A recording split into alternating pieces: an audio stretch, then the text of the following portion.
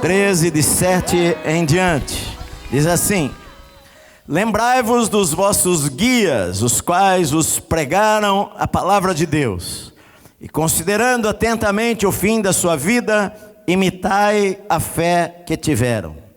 Jesus Cristo ontem e hoje é o mesmo, e o será para sempre.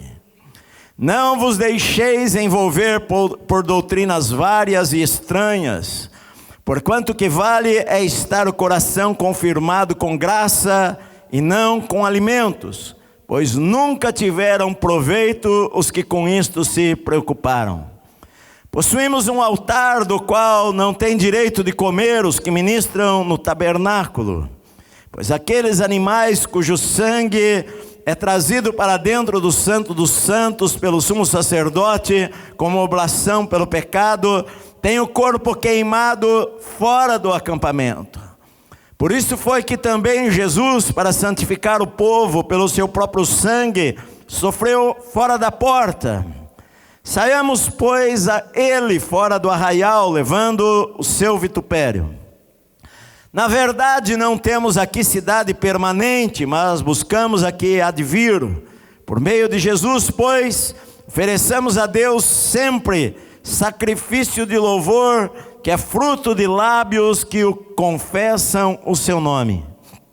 Não negligencieis igualmente a prática do bem e a mútua cooperação, pois com tais sacrifícios Deus se agrada.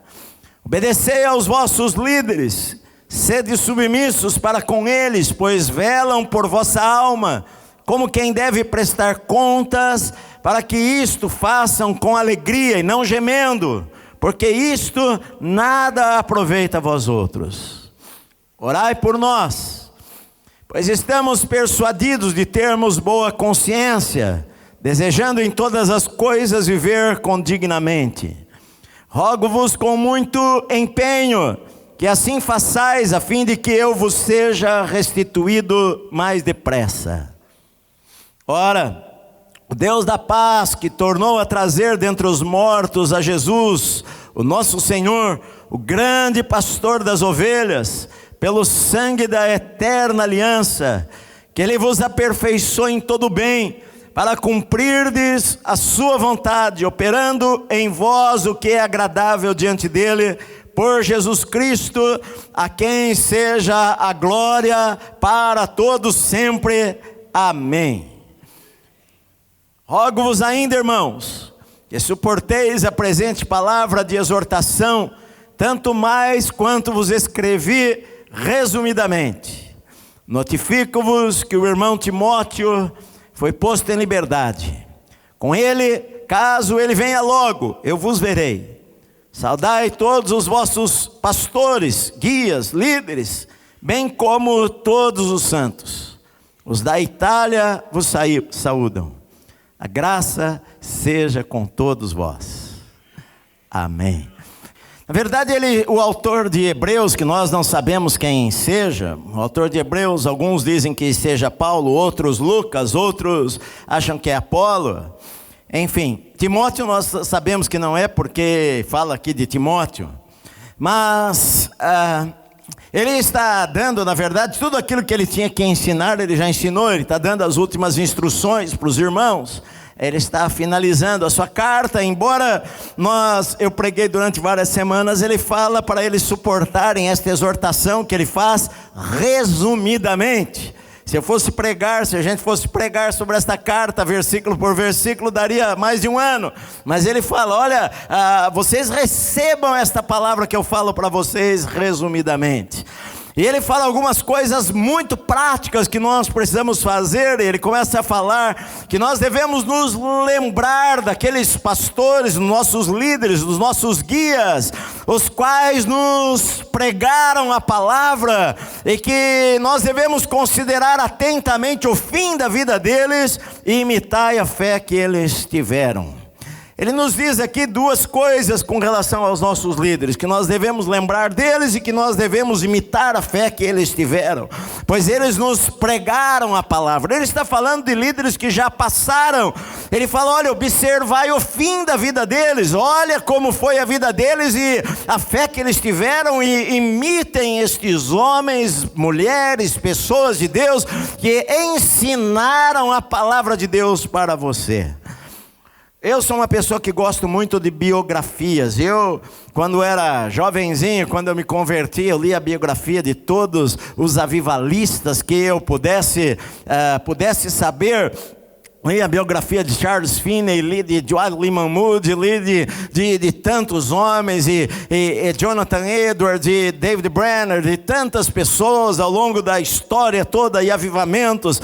E a vida destas pessoas me inspiram a servir a Deus, a continuar, a ficar firme, a trabalhar para o Senhor. Então os homens de Deus que nos pregaram a palavra, eles devem nos inspirar. E a Bíblia diz que nós devemos lembrar deles, porque eles são exemplos para a nossa vida, e nós devemos atentar para o fim que eles tiveram por causa da sua fidelidade a Deus, e imitar os caminhos, imitar a fé que eles tiveram.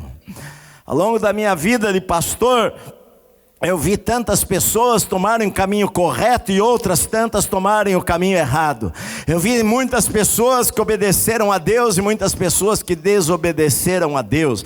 Muitas pessoas que fizeram escolhas certas e muitas pessoas que fizeram escolhas erradas. E quando eu olho para homens de Deus que permaneceram firmes até o final da sua vida, servindo ao Senhor e vivendo uma vida íntegra e uma vida reta, isto para mim me inspira a seguir estas pessoas e saber que você pode terminar a sua vida de uma maneira vitoriosa, meu amado.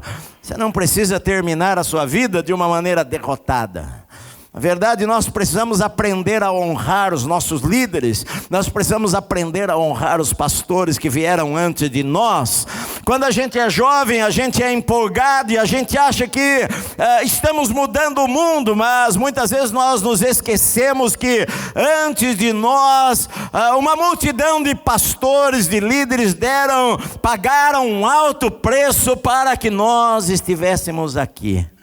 Basta nós estudarmos a história da igreja no Brasil e vermos os primeiros protestantes, digamos, que chegaram ao país em 1500 e pouco, e que vieram fugindo da Inglaterra e fugindo da Europa e desembarcaram aqui no nordeste do Brasil, e muitos deles foram mortos e alguns foram colocados lá para ser decapitados e morreram, deram a vida, fugiram, foram embora deste país, e tantos outros que vieram e que desbravaram o Brasil pregando a palavra de Deus, e muitos que foram antes de eu me converter na década de 50 no Brasil, foram na década de 60, foram presos, as suas tendas que se espalharam pelo interior do estado de São Paulo eram queimadas, mas a palavra foi pregada e o evangelho avançou e alcançando pessoas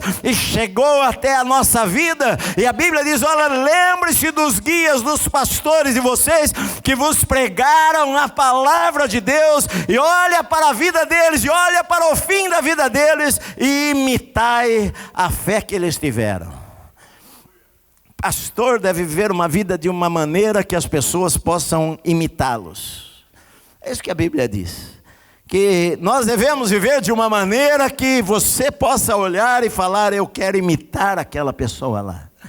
Ele diz aqui que nós devemos lembrar e imitar, mas ele diz também no versículo 17 que nós devemos obedecer aos nossos líderes, aos nossos guias, aos nossos pastores, e ser submisso para com eles, pois eles velam pela nossa alma como quem deve prestar contas, para que eles façam isso com alegria e não gemendo, porque o que adianta para você se o pastor ele serve gemendo?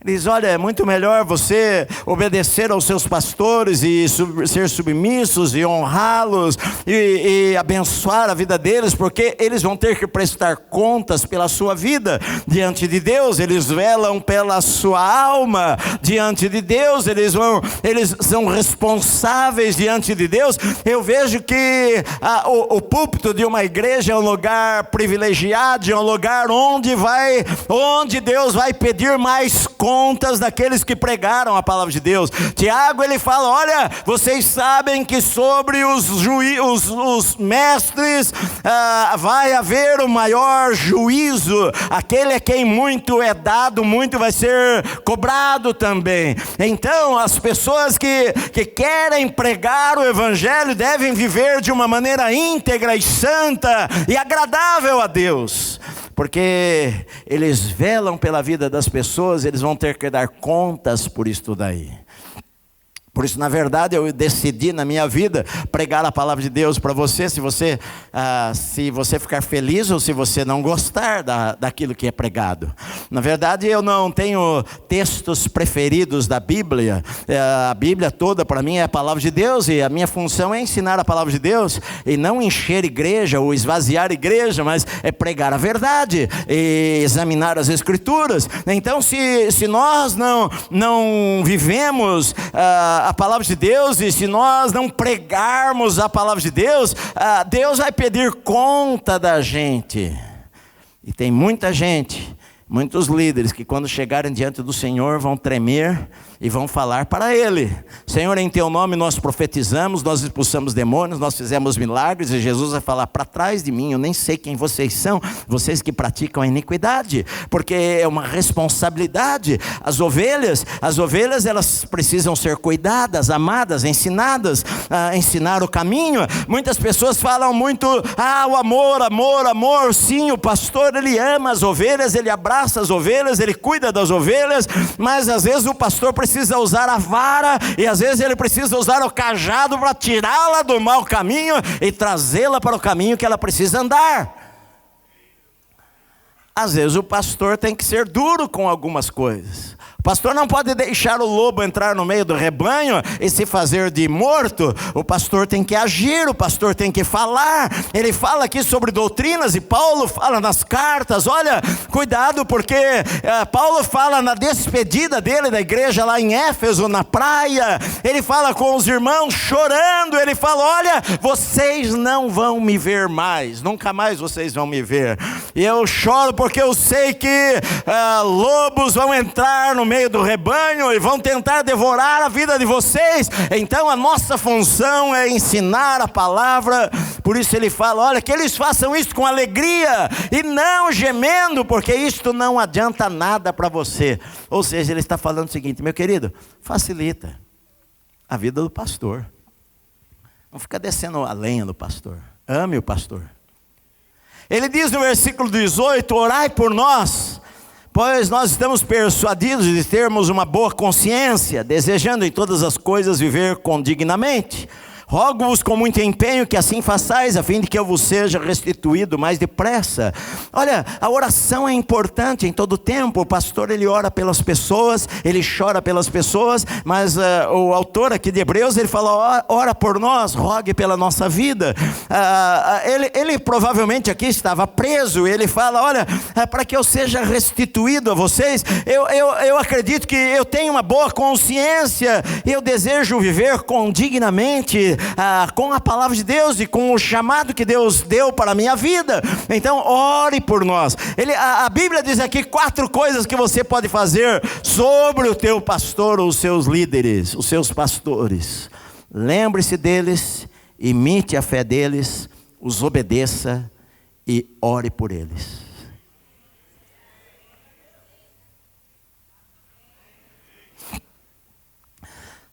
Aí então ele fala o seguinte: olha, tudo aquilo que ele falou na carta, que os judeus entenderam errado. Os fariseus e escribas entenderam errado o coração de Deus quando ensinou as leis através de Moisés. Porque eles pegaram a lei, eles fizeram aquilo de uma regra para a sua salvação, e ninguém é salvo por obras da lei. Nós somos salvos pela graça, e não por obras da lei. Somos salvos pela fé, mediante a graça, a Bíblia diz. Mas para eles, eles tinham, os judeus, eles tinham a lei, mas além da lei, eles tinham as leis orais, que se passava de boca em boca, e até que um dia eles resolveram escrever um livro sobre aquilo, e escreveram o Talmud, de maneira que, além das regras que tinham lá no Antigo Testamento, eles tinham outras dezenas de regras sobre lavar a mão, ou lavar o jarro, ou lavar isto, ou lavar aquilo, e para eles aquilo era a salvação, de maneira que quando Jesus ele veio pregando, ele curou no sábado, as pessoas quiseram matá-lo, porque como que ele vai curar no sábado? Eles não entenderam que Deus fez o sábado por causa do homem, e não o homem por causa do sábado. Eles não entenderam que Deus fez o sábado para dar descanso ao homem, e não para que o homem fosse escravo de uma ordenança, sendo que os discípulos de Jesus, quando no sábado pegavam lá espigas lá, os fariseus os criticaram, e Jesus falou: olha, vocês não leram sobre Davi, como ele e os seus homens comeram e no sábado, e vocês não entenderam que o sábado foi feito por causa do homem, não o inverso? Porque eles pegavam uma lei, eles faziam daquilo um motivo para a sua salvação.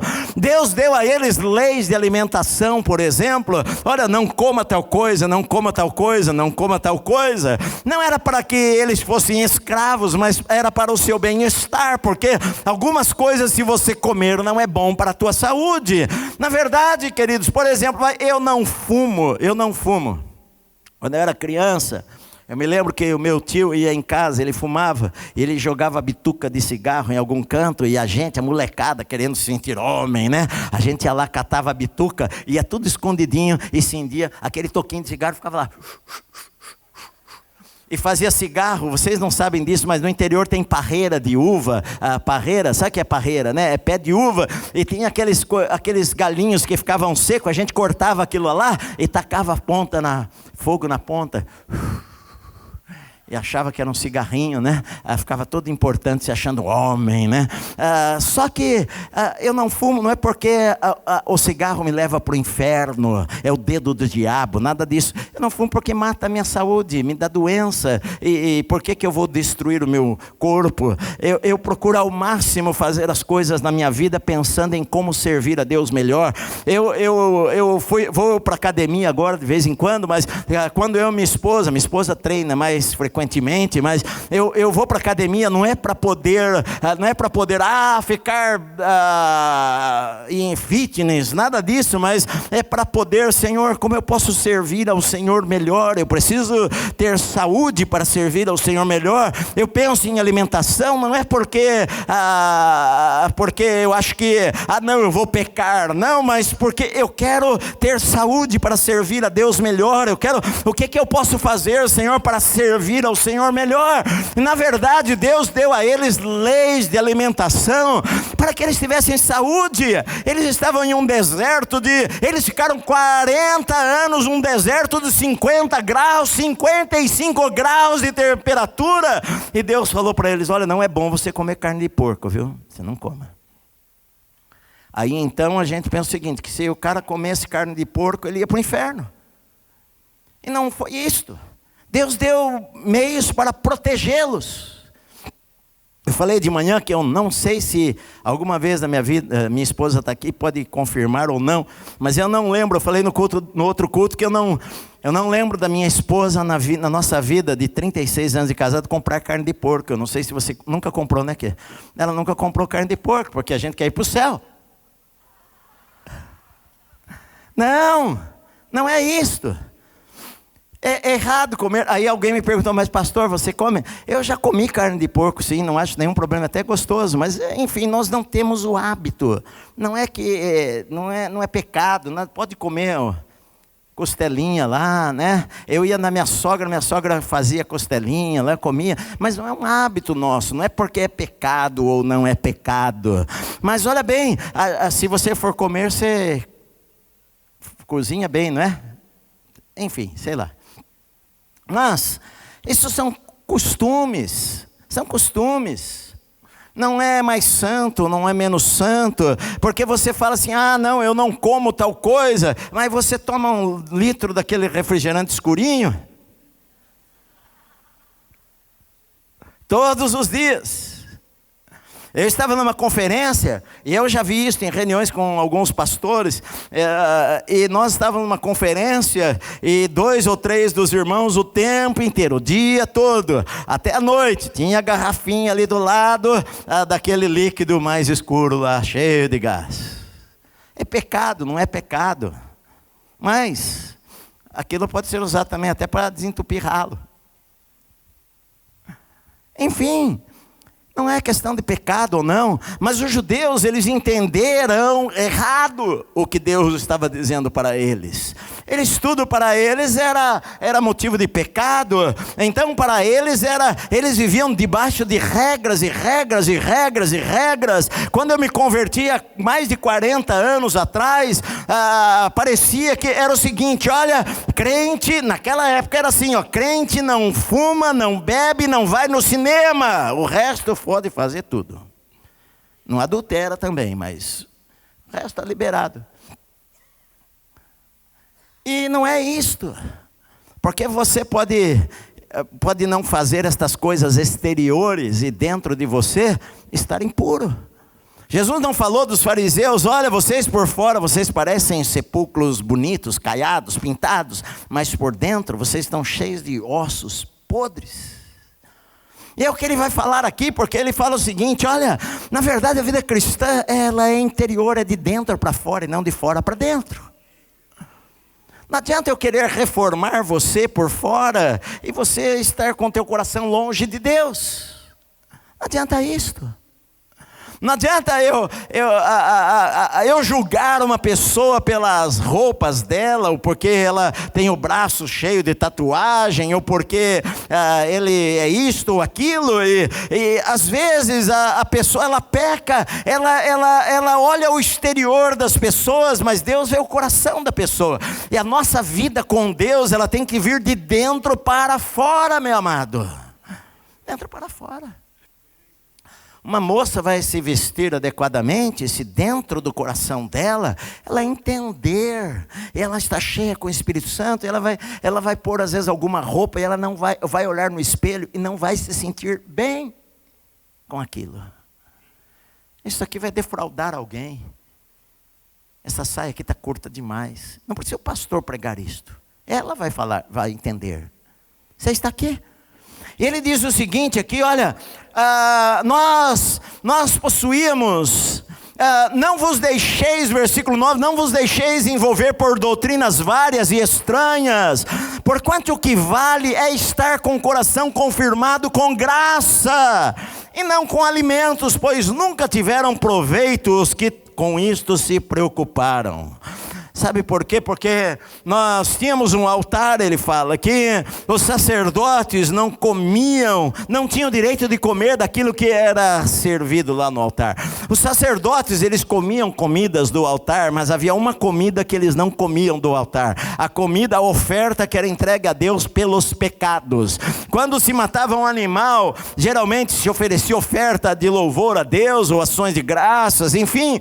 Os sacerdotes comiam aquele animal depois, mas a oferta pelo pecado não. Eles matavam o animal, derramavam o sangue, levavam o animal para fora do arraial, para fora do acampamento, e ali eles queimavam o animal, eles não comiam o animal. E a Bíblia diz aqui, olha, pois aqueles animais cujo sangue é trazido para dentro do santo dos santos pelo sumo sacerdote, como oferta pelo pecado, tem o corpo queimado fora do acampamento. Por isso foi que também Jesus, para santificar o povo pelo seu próprio sangue, sofreu fora da porta da cidade. Saiamos, pois, a ele fora do arraial, levando o seu vitupério. Sabe por quê?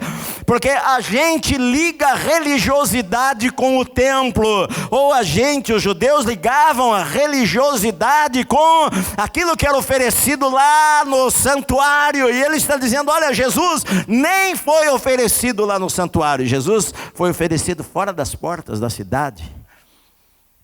Sabe por quê? Porque o mais importante não é o ritual, o mais importante não é o que o sacerdote está fazendo, o mais importante é a intenção e as decisões do seu coração que são mais importantes. Então ele fala, olha, não se envergonhe da exposição que Jesus fez, porque a gente não vive apenas pelo exterior, a gente não vive pelo comer ou beber. A Bíblia até mesmo fala, Paulo ele fala, olha, se for comer ou beber ou façais, vocês forem fazer qualquer outra coisa, vocês devem fazer todas as coisas para a glória de Deus.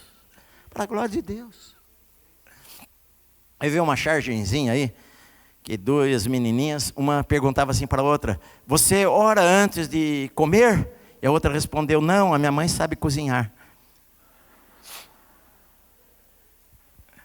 A gente santifica as coisas. Paulo ele fala o seguinte, olha, nós santificamos todos os alimentos, e com ações de graças nós comemos. Pode comer a picanha, vice. Cada lugar tem a sua cultura diferente. Na verdade, a vida cristã, ela é do coração, foi o que Deus viu em Davi.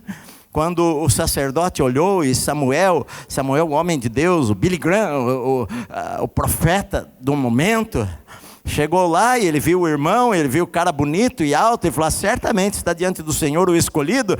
E Deus falou para ele, não, olha, na verdade o Senhor não vê como o homem vê o exterior, o Senhor porém vê o coração. Deus vê, ele vê a sua vida, ele vê o seu louvor, ele vê o que você veio fazer neste lugar, porque ele conhece as intenções do seu coração, ele conhece você melhor do que qualquer outra pessoa conhece você.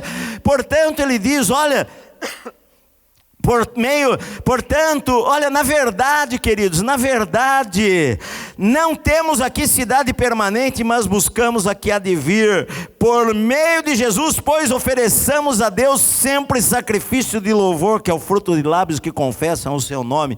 Você quer agradar a Deus de verdade, ele está dizendo, ele vai dizer, estas coisas agradam realmente a Deus. Sabe o que agrada a Deus? O agrada a Deus não é o que você come, o que agrada a Deus é a atitude que você tem na sua vida.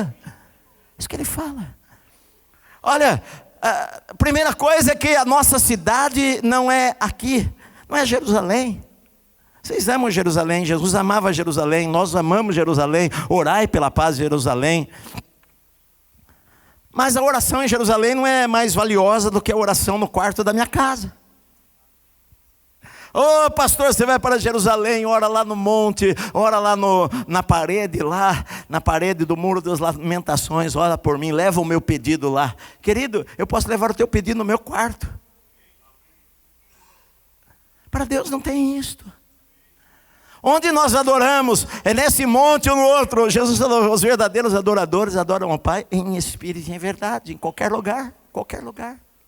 Seja no carro, ajoelhado, em pé, na rua, no ônibus, no metrô, no banheiro de casa, no quarto, no canto, na praça, no sertão, em qualquer lugar. Aquele que busca a Deus com todo o seu coração. Então ele fala, não é a cidade, não é o lugar. Sabe por quê? Porque todas essas cidades, aquilo que nós amamos aqui nesta terra, um dia vai passar. Nada é eterno aqui, meu amado, nada é eterno aqui.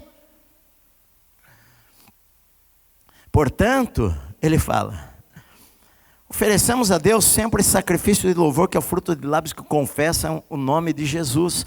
Pastor, o que é sacrifício de louvor? Aquele negócio, eu não estou com vontade de louvar, mas é um sacrifício para mim cantar. Não é que é sacrifício. A palavra sacrifício significa oferta. O sacrifício era, Deus quando falou de sacrifício, sempre falou o melhor. Ora, você não ofereça o animal quebrado, nada disto. Você ofereça o melhor. Sacrifício é oferecer para Deus o melhor. Ele está dizendo, olha, não importa a situação na sua vida, ofereça para Deus sempre o melhor, meu amado.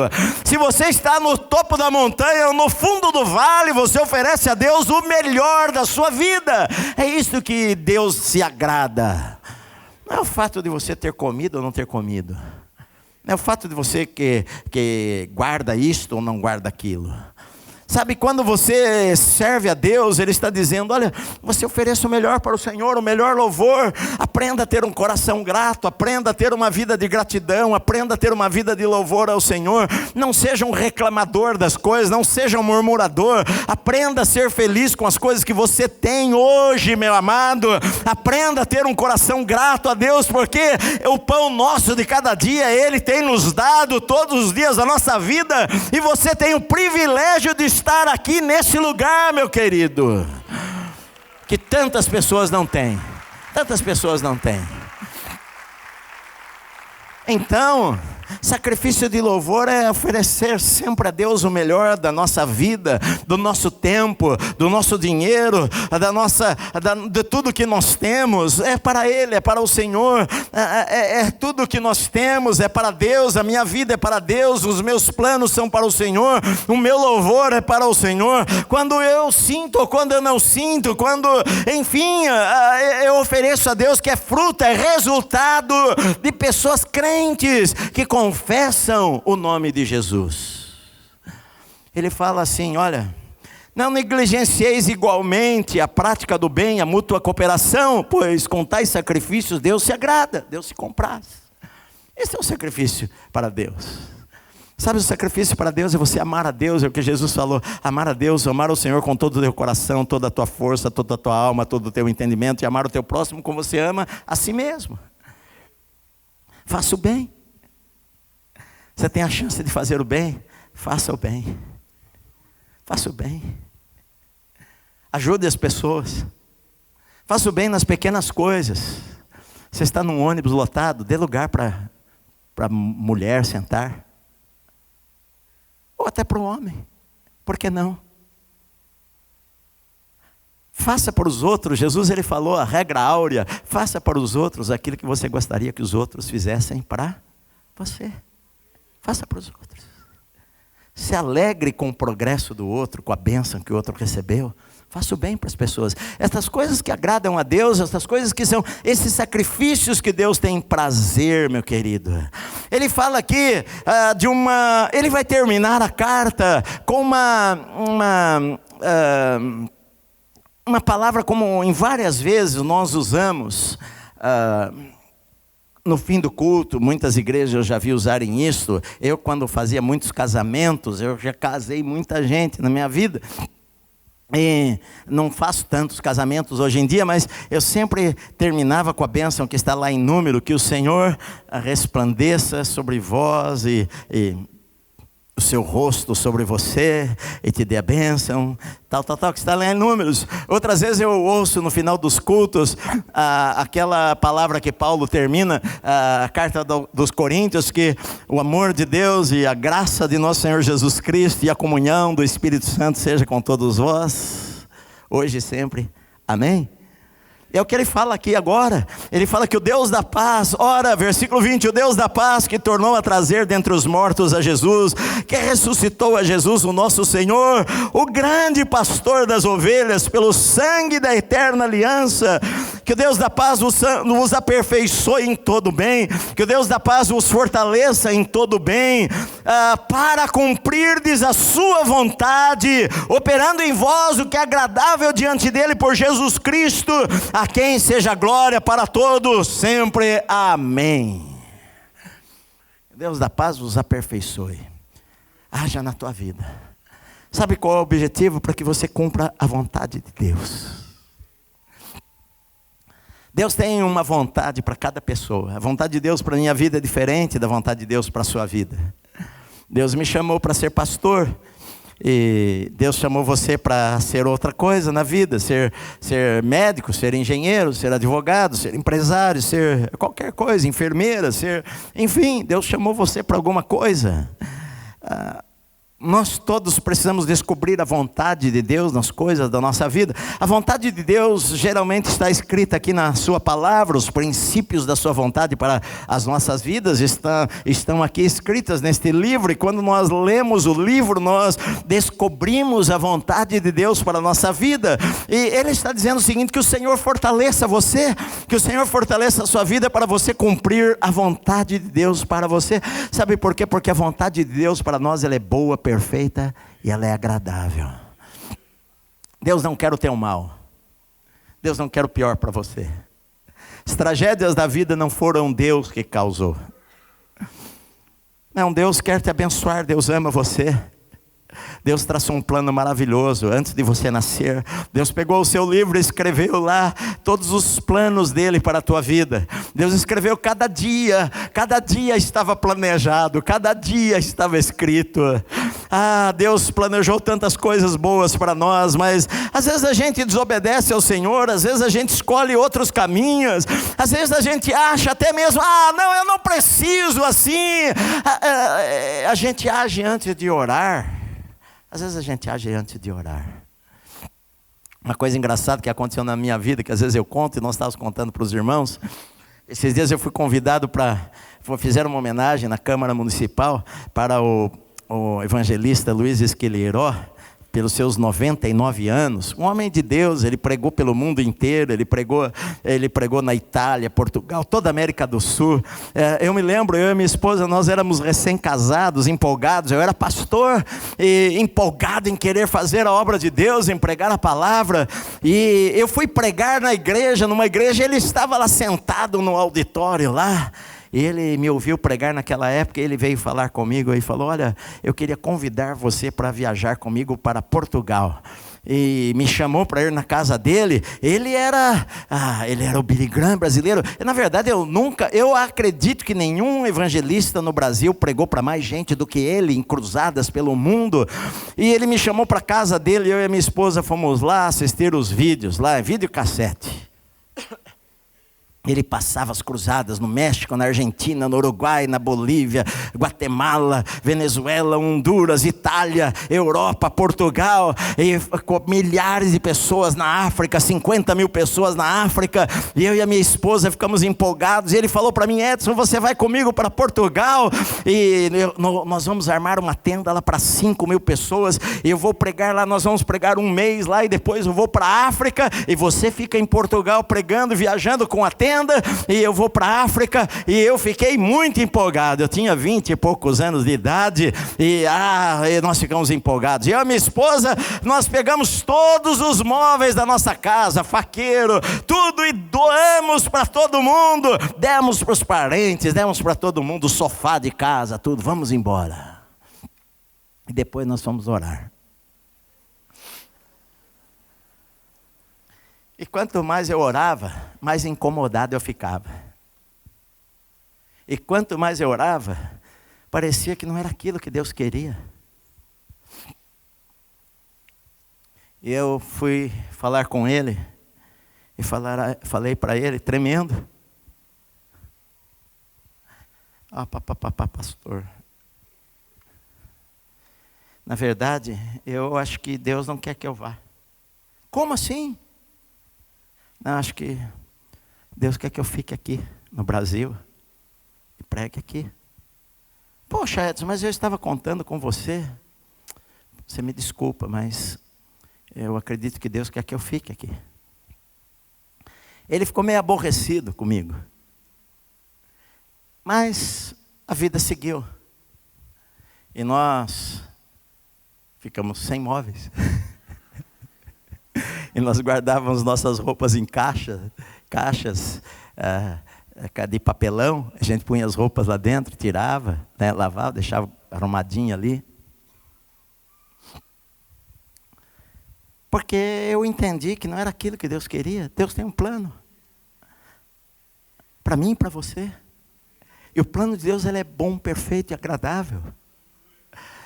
Talvez hoje você esteja passando pelo vale difícil da vida, mas uma coisa que ele falou aqui no versículo 8 é que Jesus Cristo é o mesmo ontem, hoje e vai ser para sempre. O mesmo Jesus que esteve com aqueles pastores que morreram na fé, o mesmo Deus que esteve no Velho Testamento, o pastor, o Senhor é o meu pastor e nada me faltará. Aquele Senhor que era o pastor, ele chama aqui de Jesus que é o pastor das ovelhas, e que da mesma maneira que esteve lá 2000 anos atrás, é o mesmo que está comigo hoje, e vai estar amanhã, e vai estar para sempre. Mas ele tem um plano perfeito. Depois de muitos anos, eu encontrei em algum lugar, sei lá, 10, 15 anos depois, eu estava pregando na televisão na época não tinha Google, não tinha internet, não tinha telefone celular, não tinha meio de notícia, não tinha Facebook, não tinha nada disso. Os meios mais poderosos que tinham era a televisão e rádio. E nós estávamos pregando na televisão, pregando para muitas pessoas. E um dia eu encontrei com ele. E ele falou para mim: Edson, eu sempre assisto você. E eu sei que Deus não queria que você viajasse comigo, que Deus queria que você ficasse aqui no Brasil. Eu falei, que Deus tem um plano.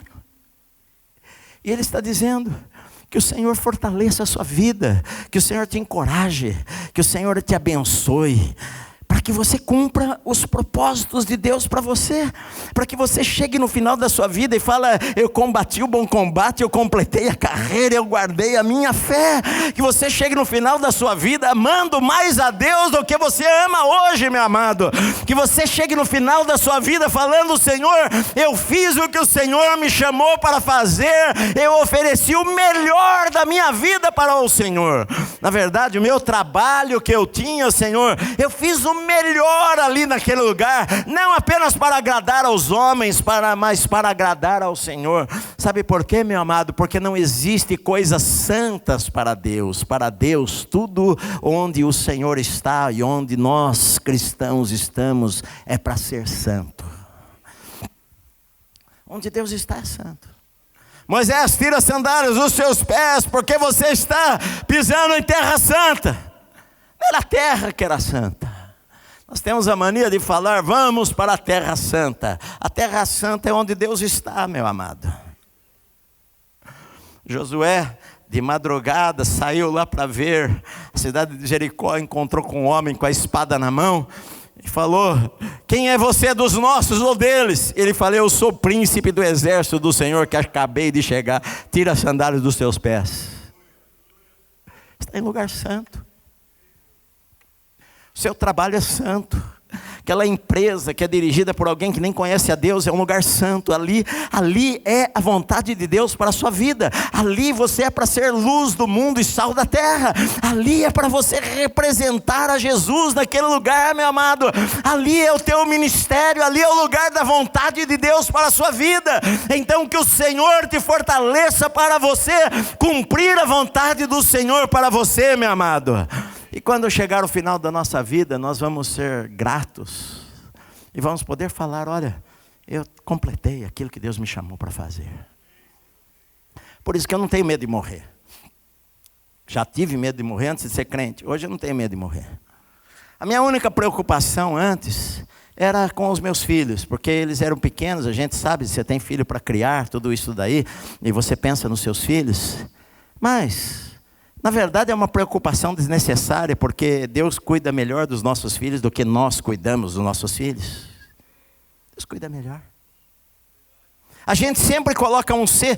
E se não der certo? E se isto? E se aquilo? E se aquilo? E se aquilo? A gente não sabe de nada. A gente não sabe o nosso amanhã.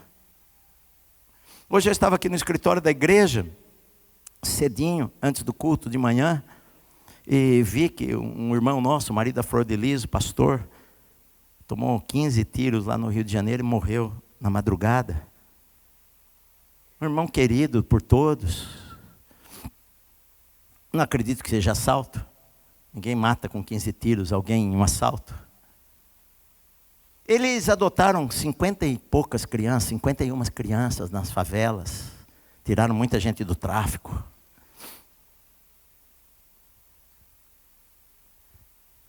Mas, queridos, nós estamos aqui para servir a Deus. Quando chegar a nossa hora, o céu vai se abrir e vai nos receber. Sexta-feira, alguns irmãos me mandaram mensagem falando da morte do pastor Davi Clavas. Eu não sei quantos de vocês conheceram o pastor Davi Clavas, mas ele foi um pastor muito conhecido. Na década de 80, na cidade de São Paulo, a sua igreja era uma das maiores igrejas que tinham. Em São Paulo eu poderia nomear naquela época umas 4 igrejas muito conhecidas na cidade. A igreja dele era uma delas, a Igreja Batista da Lapa, que é uma igreja grande, forte até hoje. Mas eu me lembro que eu fui pregar lá naquela igreja há 37 anos atrás. 37 anos atrás. Estava em construção. 37 anos. E eu falei para o irmão, quantas vezes eu fui depois, algumas vezes lá novamente, alguns anos atrás, acho que uns 5, 6 anos atrás, eu estive lá novamente. E um pastor, um homem íntegro, um homem simples, um homem de Deus, um homem comprometido com Deus. Quantas perseguições passou, levou tiro, quantas coisas aconteceram na vida dele. A gente não sabe das coisas. Estava na Colômbia semana passada, eu e a minha esposa e o pastor lá, por tanta gente se converter e a igreja crescer na cidade, uma igreja que tem mais de 100 mil pessoas, uma igreja local. O pastor tomou 5 tiros, ficou na UTI, quase morreu, mas não era a hora.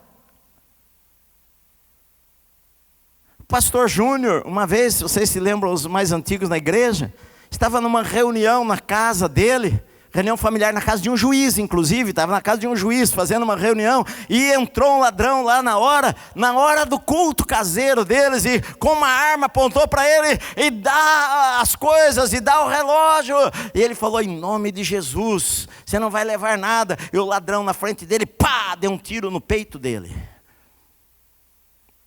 Ladrão saíram correndo, e os irmãos tudo aquele apavoramento, e olharam, ele olhou, será que o revólver falhou? A hora que ele levantou do sofá, atrás das costas dele no sofá estava furado, tinha a bala passado pelo corpo dele, batido na parede, e não acertou ele. Deus é Deus, Deus é o Senhor. Deus é o dono de todas as coisas, Ele é poderoso, Ele é tremendo, Ele é tremendo.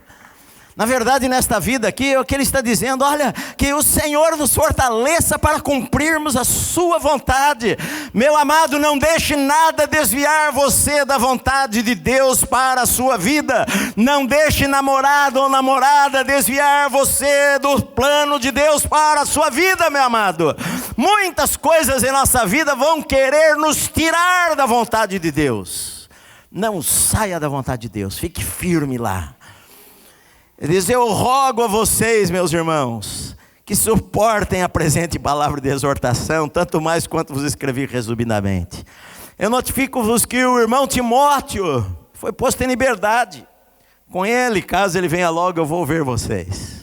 Por isso que muitos pensam que Paulo sempre estava com Timóteo, e ele fala, saudai todos os irmãos, os santos, os da Itália vos saúdam. Paulo ficou preso 2 vezes em Roma. Os da Itália vos saúdam, a graça seja com todos vós. Termina com a saudação que tantas cartas, mesmo Paulo terminou, nós não sabemos quem é o autor, mas o resumo da carta aos Hebreus é graça. É graça. Você é salvo pela graça. Você é abençoado não é porque você é bonzinho, você é abençoado porque Jesus pagou preço por você. Você vai para o céu, não é? Quando eu chegar lá no céu, ô Senhor, obrigado, eu estou aqui no céu porque eu fui pastor, eu preguei, é duro, viu? Às vezes você é pastor, às vezes você chora, mas olha, eu fiz com alegria, Senhor, estou aqui porque eu sou pastor. Não, você está lá, você vai entrar no céu por causa que o sangue de Jesus Cristo, o Filho de Deus, perdoou você, cobriu você de todo pecado, por causa disto. O favor de Deus, a graça de Deus, a misericórdia de Deus, tudo é pela graça, não é pela graça. Tudo que nós fazemos por amor ao Senhor. Nós fazemos por amor ao Senhor. Não fazemos por obrigação, não ofertamos por obrigação, não trabalhamos na igreja por obrigação, Não trabalhamos para ganhar pontos no céu. Não trabalhamos, não. Nós fazemos por amor. Porque o Senhor nos comprou, pagou um preço por nós. E hoje nós temos prazer em servir, em amar a Deus. E amar o nosso próximo como se fosse a nós mesmos. Amém, meu amor?